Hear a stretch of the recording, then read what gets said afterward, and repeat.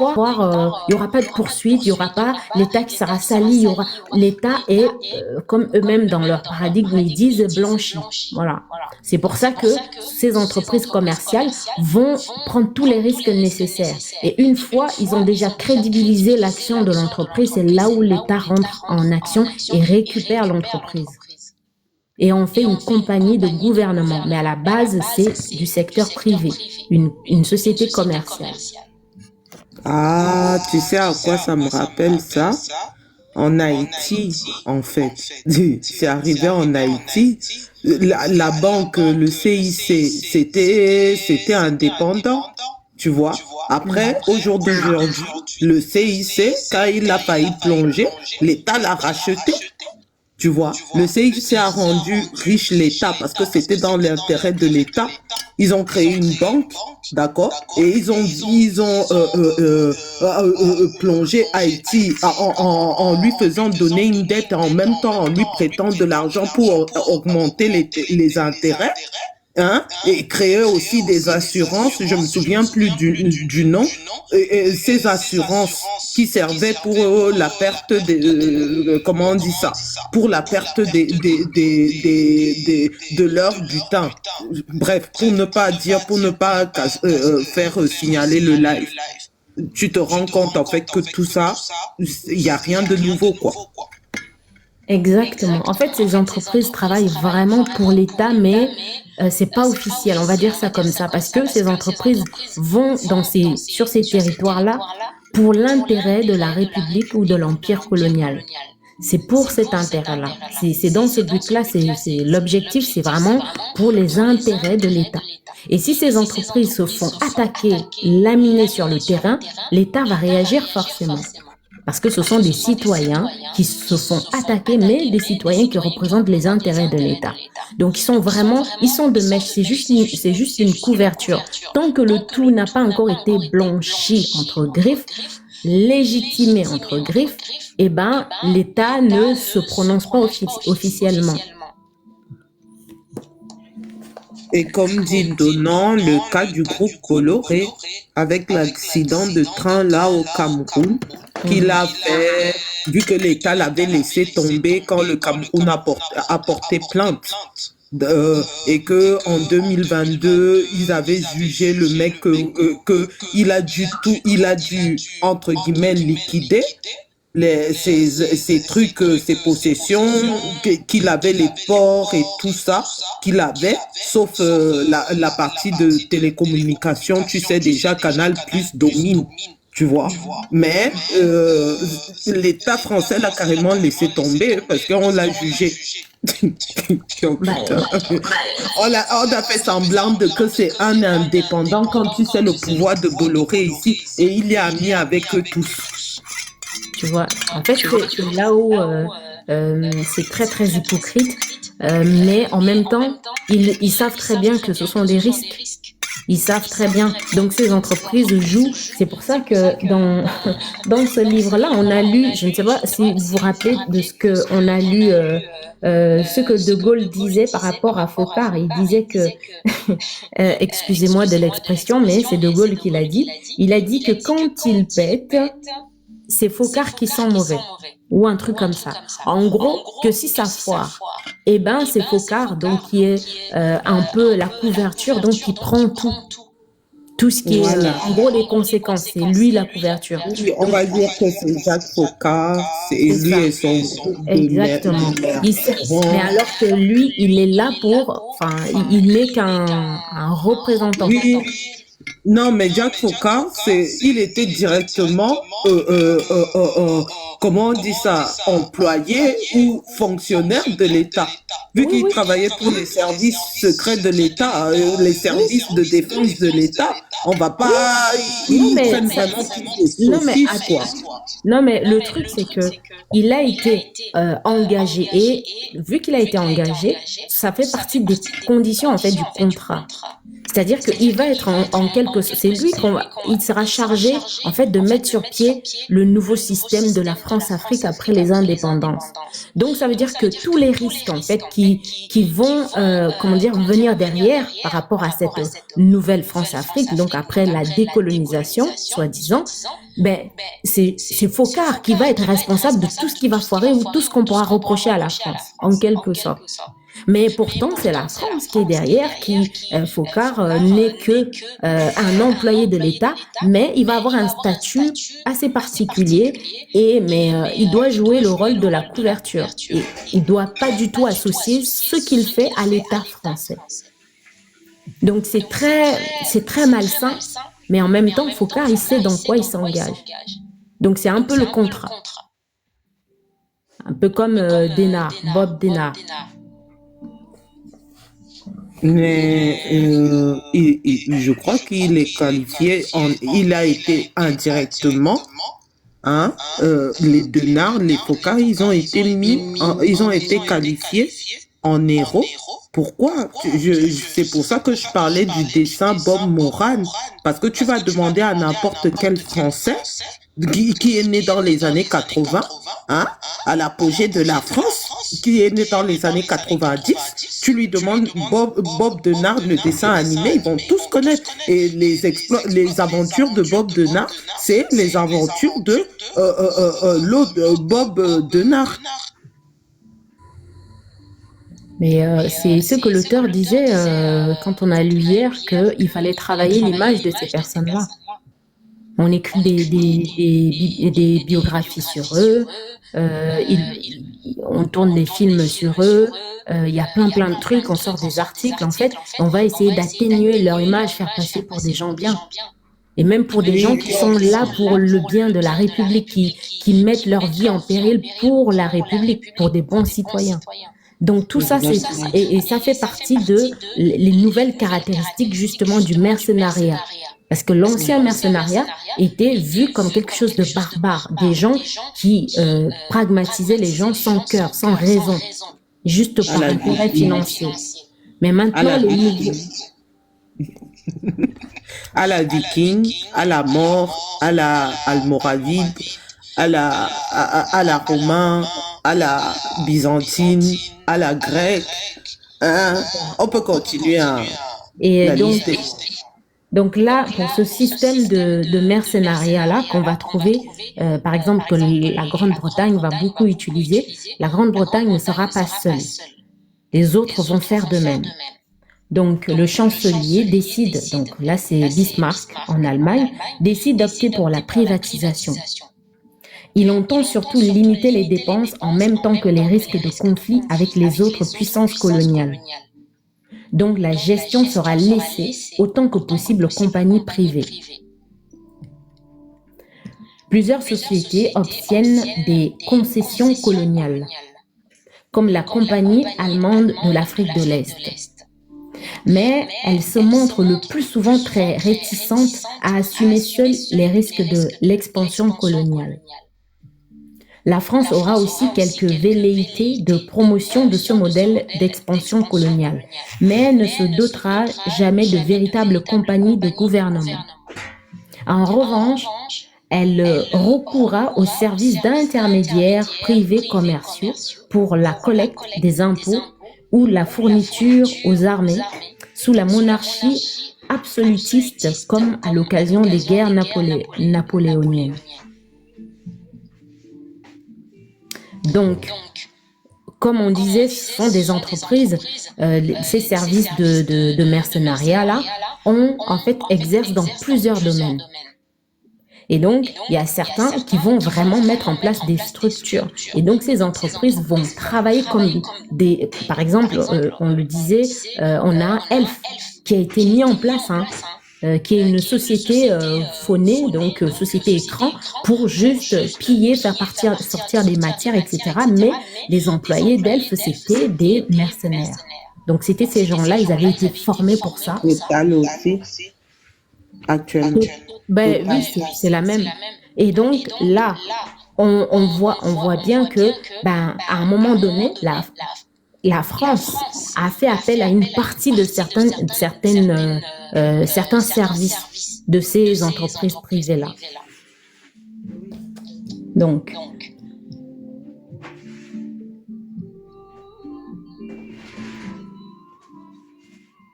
ok. Les fermiers généraux du XVIIe siècle notamment étaient à la tête de véritables entreprises capables d'intervenir sur le théâtre des conflits. Le détour que nous venons de faire par les compagnies de gouvernement nous permet déjà de constater que les sociétés militaires privées apparaissent comme des formes modernes de Chartered Companies et qu'en cela, elles ne sont pas une rupture, mais le renouvellement d'une forme ancienne de mercenariat qui mariait déjà privatisation de la guerre et forme originelle de la colonisation politico-économique. Donc c'est une continuité entre ce qui se faisait avant, les mercenaires, ce qui se faisait avant et ce qui se fait maintenant. C'est juste une continuité, ça a pris une autre forme, ça s'est adapté avec le temps. L'exemple des compagnies de gouvernement nous permet aussi d'introduire plusieurs thèmes qui nous intéresseront tout au long de cette étude. Plusieurs rapprochements peuvent être faits entre ces entités et les nouvelles sociétés militaires privées, qu'il appelle les SMP. Dans les deux cas, il s'agit de structures privées qui exercent des prérogatives jusque-là réservées aux États. Des prérogatives donc, qui étaient du domaine de l'État. Et finalement, l'État va céder ça aux sociétés privées militaires, aux sociétés militaires privées. Dans les deux cas, donc je relis, il s'agit de structures privées qui exercent des prérogatives jusque-là réservées aux États. Privées, les compagnies de gouvernement le sont assurément. Elles apparaissent à des investisseurs privés, elles appartiennent, à des investisseurs privés et ne bénéficient d'aucune garantie ou subvention, quelconque de la part de leur état de tutelle, même s'il arrive à celui-ci d'intervenir pour les secourir. Voilà. Donc ils prennent quand même le risque, Ils prennent le risque. Et donc, pour eux, ça reste toujours une expérience stimulante parce que, ce sont des gens qui sont habitués au danger. Donc, ils vont dans les États, ils vont sur des territoires où ils savent qu'il y a le danger, ils vont exercer la force, la violence sur des rois autochtones, sur des populations qui n'ont rien demandé. Et donc, ils vont, jusqu'à ce qu'ils vont obtenir un pouvoir suprême dans ces endroits-là. Parce que derrière, en fait, c'est là où c'est très intéressant pour eux. Donc, tous ces risques-là qu'ils prennent pour ensuite faire en sorte que ces sociétés privées commerciales, ces sociétés commerciales reviennent entre les mains de l'État. Donc, c'est tout un cheminement. Ce que tu es en train de dire, ça me rappelle au récit, par exemple, de Robert Bourgi, quand il donne son récit de ce qui s'est passé en Côte d'Ivoire et aussi de celui qui avait la dent de Lumumba. Tu te souviens, quand il parle à son entretien là, quand il est en train de parler, il explique les sensations fortes quand ils étaient en train de s'échapper, quand la population, ils ont dû écraser la population pour pouvoir passer, je ne sais pas quoi. Minga, quand tu parles de qu'ils aiment les sensations, tu te souviens du témoignage du mec, non?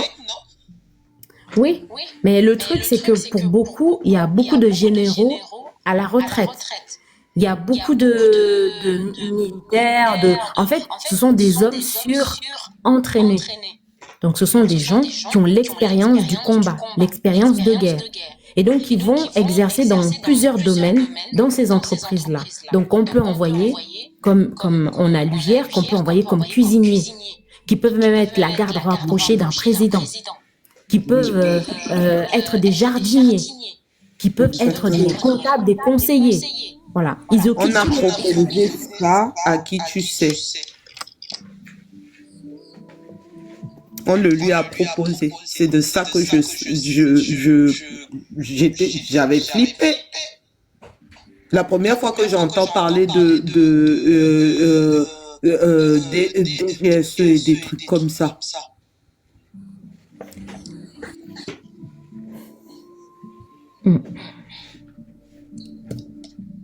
Ok. Donc, Franchement, je suis bouche bée, hein. Je savais déjà un tout petit peu, mais à ce grade-là, grand comme ça, détaillé, non. Merci les ancêtres en tout cas.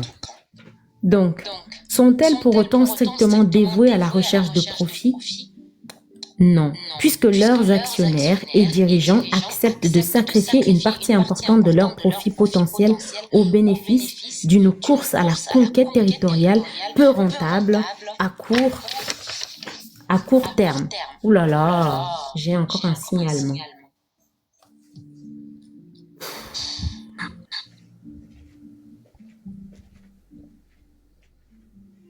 Non mais sérieusement. Bon, j'ai encore une autre restriction.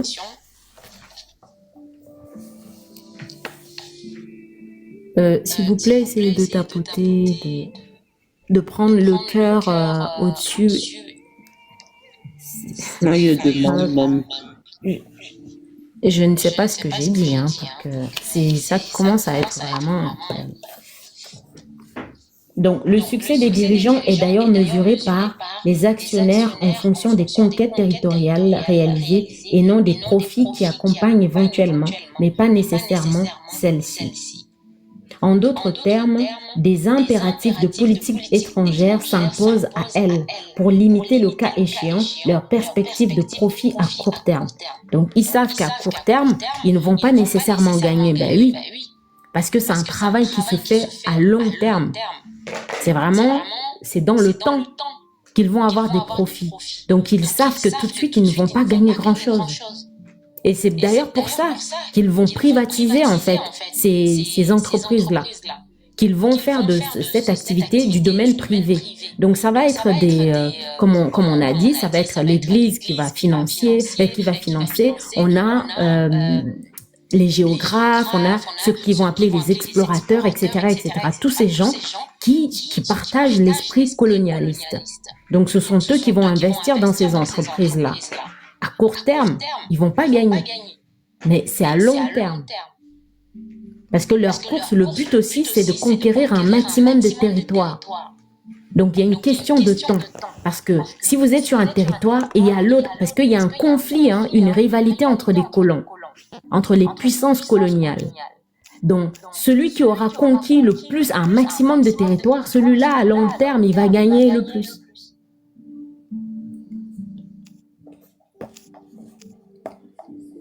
Donc, elles se font donc des instruments privés de logique politico-économique qui ne s'arrêtent pas à elles.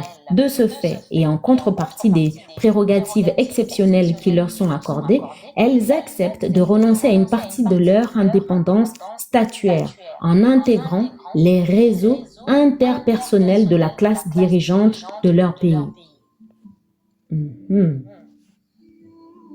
L'État conserve ainsi les moyens formels, autant qu'informels, de peser sur les décisions et activités de compagnie. L'État va avoir son mot à dire, va avoir du pouvoir dans ces entreprises-là. De la sorte, les entreprises privées sont directement mobilisées au service de politiques coloniales. Les entreprises privées sont directement mobilisées au service de politiques commerciales. Les raisons véritables du recours à ces compagnies expliquent encore aujourd'hui l'engouement pour des sociétés militaires privées. Les compagnies de gouvernement permettent à un certain nombre d'acteurs et de partisans de la conquête coloniale d'unir leurs moyens pour mettre la main sur les terres encore entre griffes vierges de la planète. Quand ils disent vierge, ça veut dire qu'il n'y a pas encore le colon. Donc, il y a des peuples autochtones qui y vivent. Mais comme ces peuples autochtones, leur vie ne compte pas, donc c'est comme si ces terres n'appartenaient à personne. Exactement. C'est pour ça qu'ils nomment les endroits qu'ils arrivent. Quand ils arrivent, ils nomment les endroits. voilà, machin, la première personne à avoir été dans le village de machin, c'est celui-là, celui-ci. Oui, oui, donnant. Bref. Ouais. Ce Et, faisant, attends un peu. Quand ils vont dans les petits villages, les villages faire les touristes et tout ça, comme dit Donnant, il a écrit un truc très important qui est comme l'esclavage des Portugais. Tu te souviens quand on avait lu que ils allaient, ils faisaient un tout petit peu de repérage, éclairage, tu vois. Et aussi comme John Henry Clark, il avait oh dit là là, quand j'ai encore une restriction, mais c'est pas possible. c'est moi alors, je crois que c'est moi quand je parle, je crois que c'est moi. Ouais. Je vais descendre et essaye de voir si tu as encore la restriction. OK? Et les gens, s'il vous plaît, tapotez. Merci. Et là, ce n'est plus drôle, tapoter. Parce que sinon, je vais enlever les commentaires, même si on reste 5. C'est pas, il n'y a pas de souci.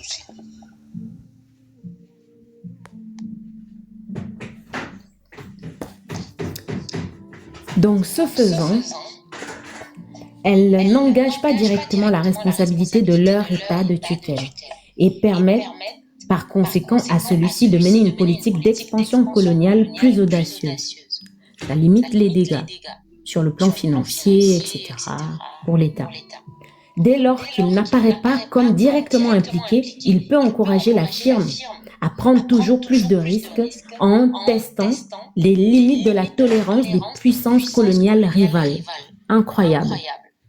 Ça veut dire que, vu que l'État n'est pas officiellement impliqué dans ces entreprises-là, ces entreprises passent pour des entreprises privées, hein, et donc l'État leur donne tout le pouvoir d'utiliser en fait toute force nécessaire pour occuper les territoires, de conquérir un maximum de territoires dans le but en fait de défier les autres puissances. Donc il faut en fait qu'il y ait un maximum comment dire, en fait ils ont le libre choix, hein, la violence leur est illimitée dans leur affrontement avec les autres colonies, dans le but justement de conquérir un maximum de territoires. Et derrière, l'État n'est pas impacté parce que ça passe pour des sociétés privées qui s'affrontent ou une société privée qui menace les intérêts d'un autre État, mais l'État d'origine de cette société privée n'est pas du tout impliqué, alors que bien sûr, elle est impliquée. Il est impliqué, cet État-là est impliqué, et donc c'est justement l'État qui lui donne tout le pouvoir d'user de la violence nécessaire et d'aller jusqu'au bout des limites de l'autre adversaire. Donc ils ont un libre champ de faire ce qu'ils veulent, mais de conquérir un maximum.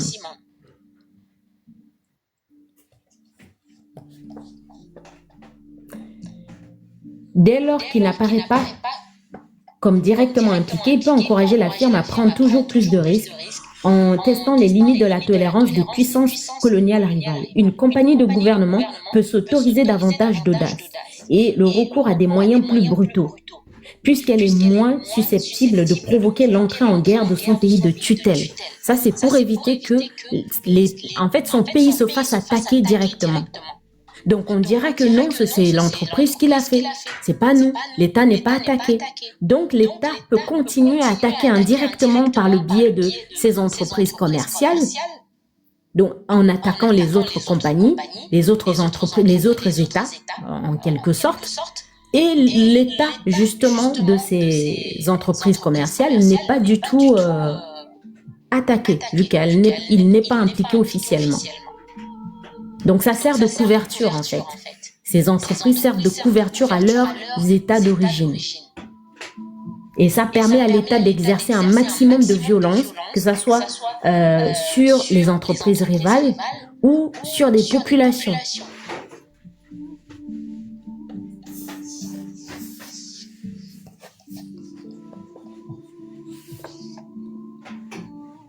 Donc en cas de heurt avec une puissance coloniale rivale, il est toujours possible pour l'autorité de tutelle de la désavouer, de nier avoir jamais encouragé, laissé faire ou même été informé et de résoudre le problème par les moyens diplomatiques habituels. Est-ce que vous voyez la fourberie?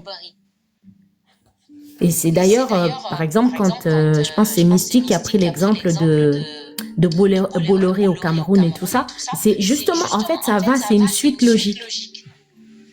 Donc, s'il y a heurte direct, eh ben, l'État va nier. On n'est pas au courant, on n'est pas impliqué.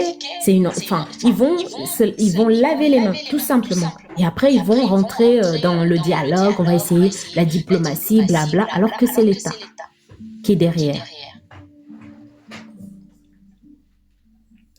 Donc, la société n'aura qu'à faire amende honorable, céder là pour reprendre ses activités ailleurs. Céder, l'entreprise va peut-être arrêter sa conquête à cet endroit précis et va aller ailleurs et continuer à refaire la même chose ailleurs.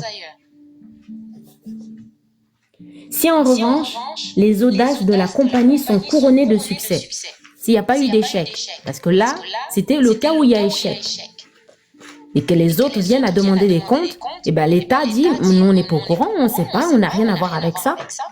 Et après, ils vont essayer de négocier, et puis l'autre va devoir reculer et aller conquérir ailleurs.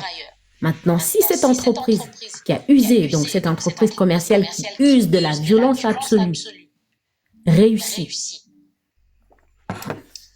en ce sens qu'elle ne montre pas d'opposition de la part des autres puissances coloniales, il est alors possible d'officialiser les conquêtes réalisées. Là maintenant, il s'affiche, sans complexe, de reconnaître les constructions entreprises par elle et d'assurer leur relève étatique. Maintenant, on peut, oui, telle entreprise a fait ci, a réussi ça, on peut maintenant faire des éloges.